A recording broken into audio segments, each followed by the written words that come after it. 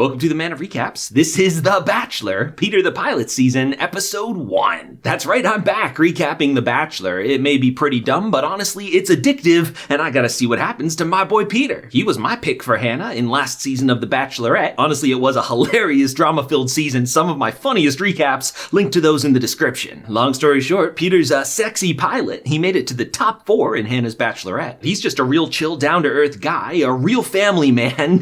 His parents are hilarious. But he's also a sex icon now, because in Fantasy Suite weeks, he and Hannah famously had sex in a windmill 4 times. In the end, though, she didn't pick him, and he went home with a broken heart. But now he's the Bachelor, and he's ready to find his true love. So let's jump right into it. It's time to meet the girls. It's emotionally exhausting, even for me sitting on the couch, because you've got to meet 30 people in a row and, make an emotional connection with each one. That's why a lot of them resort to some funny gimmick to make them stand out. One girl contorts herself to hide in a suitcase. Another one comes with a cow. A lot of them are plane related and kind of funny. Some of them just turn out cringy though. And of course, there's plenty of windmill references. Are you ready for round 5? There's 2 ways to go here. You can be like a nice sweet girl, or you could be straight up sexy. This one girl's joke is I have a dry sense of humor, but that's the only part of me that's dry. One of them straight up blindfolds him and starts making out. Yeah, I've always said there should be a no kissing on night 1 rule. Spoiler alert though, there's a lot of making out going on tonight. So if you're playing the drinking game where you drink for every first night kiss, chug that bottle of wine. I didn't expect to be kissing so many girls either, but it just kind of happened.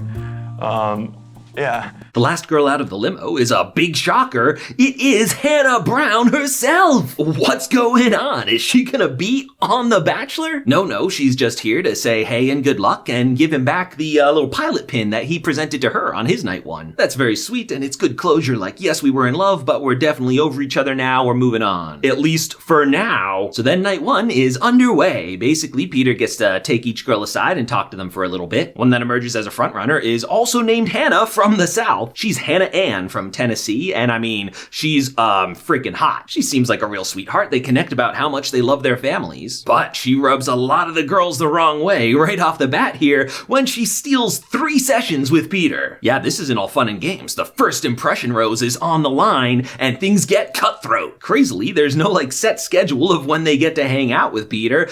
They basically have to just go up there and interrupt each other. This one girl interrupts by throwing paper airplanes at him, so then while they're talking, the girl comes back with a giant paper airplane. Yeah, take that. The Bachelorette was funny because guys are hilarious in their way, but The Bachelor might be even funnier because girls are so catty. I'm so happy for you. In the end, it is Hannah Ann who gets that first impression rose, which means she is safe in tonight's rose ceremony. That's right, night 1, a bunch of these girls already going home. It's super intense for these girls, but not so much for us, because the ones that go home are ones we don't even remember getting any screen time. So the next morning, The Bachelor is begun in earnest, and it's time for our first group date. He brings them to the airplane place where he flies and stuff, and he brings out 2 real-life badass female pilots to drill the girls in a fake flight school. Their first activity is a math test. Clearly not most of these girls' strong suit. Although I can't really talk, I don't know how many feet are in a mile. We should really be on the metric system. Then they go on the spinny ball thing. It's pretty fun. I did that at space camp once. Victoria P, though, is super scared. She has bad motion sickness and has a horror flashback to the Disneyland teacups. She faces her fear, though, and gives it a whirl.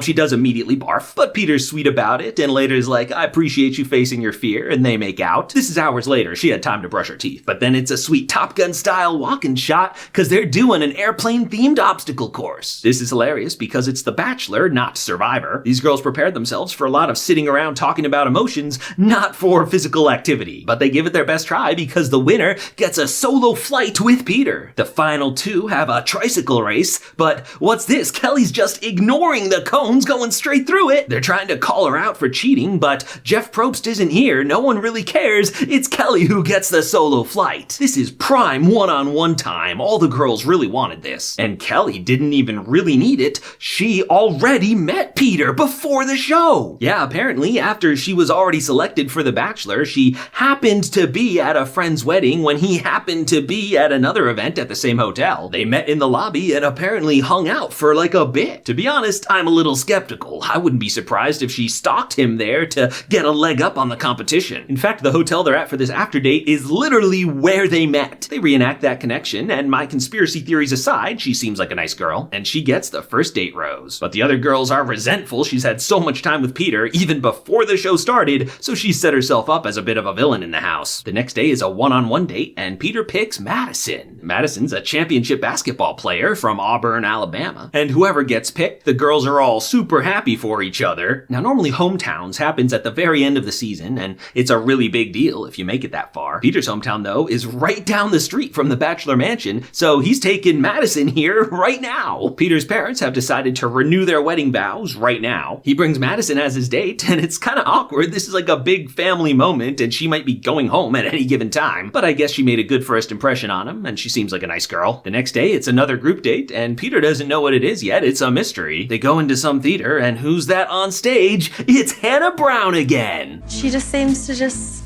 always be here. It's kind of nice, I guess. She's here to mentor the girls. It's also super weird because she's basically his ex. They were this close to getting married just a few months ago. She tells them about her and Peter's sex in a windmill story, and apparently the activity is they're all gonna talk about sex openly because it's good to be open about these things. Hannah certainly learned that lesson with Luke P last season. But this event never even gets started. Hannah's crying in the back room, so Peter's hey, what's up? And long story short, she's not sure if she's over him. Remember, Hannah is not married. Her season ended in tragedy as the guy she picked, Jed, had a secret girlfriend back home. So he's hey, do you want to come be on the show for real? We'll give this another shot. And that's where they hit us with the to be continued. Now, clearly that's not going to happen. I feel once they've already gone through the Bachelorette together, it's yeah, if we're going to get together, we just cancel this season and live happily ever after. Plus, it would be crazy unfair for the other girls. I feel this is just some extra drama and misdirection to get everyone freaking out. On the other hand, I have no idea what could happen. In fact, at the very beginning of the episode, they tease that the season ends in a crazy twist, so we'll see. And so that's where the season premiere of The Bachelor comes to an end.